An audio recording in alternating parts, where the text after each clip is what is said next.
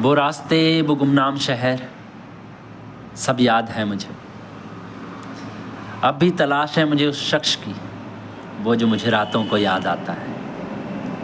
नाम तो रोज़ लोग पुकारते थे मेरा, पर उस दिन जैसे पहली बार मैं जिंदा हुआ था।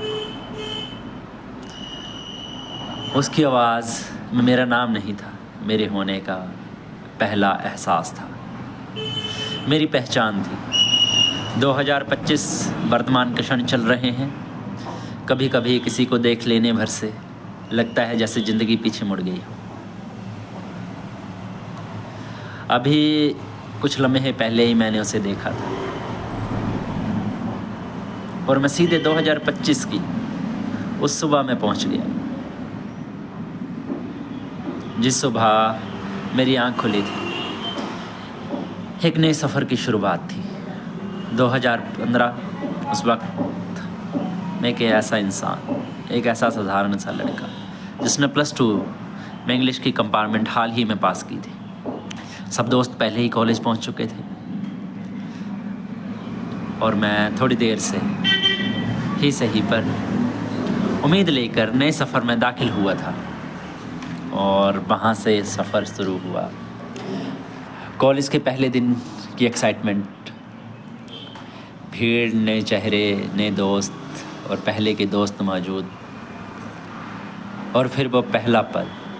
तारीख शायद आज भी मुझे याद नहीं है, पर वो दिन आज भी जस का तस ही मुझे याद है। मेरे दिल में कहीं ना कहीं वो पल कैद है। उस दिन पहली बार मेरी नज़र उससे मिली थी और यहाँ से शुरू होती है मोहब्बत की पहली दास्तान। 2025 की सुबह उसने पहली बार मेरा नाम पुकारा।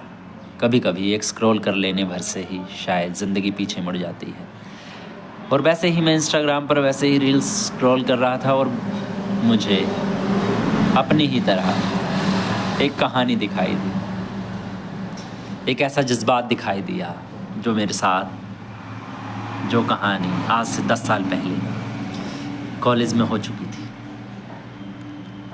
जैसे ही उसने मेरा नाम पुकारा तो मैंने पीछे मुड़कर देखा और उसकी आंखों में देख लेने भर से शायद मेरी ज़िंदगी वहीं पर थम गई। मेरा वक्त वहीं पर रुक गया था, जैसे कह रहा हो यही तो वो है जिसकी तलाश तुझे कब से थी। और उस रील ने मेरा सब कुछ एक पल में बदल के रख दिया। मेरे कुछ ऐसे ज़ख्मों को उसने फिर से हरा कर दिया जिनके साथ शायद मेरा बंधन टूट चुका था, पर मैं थम चुका था उस पर, उस रील पर।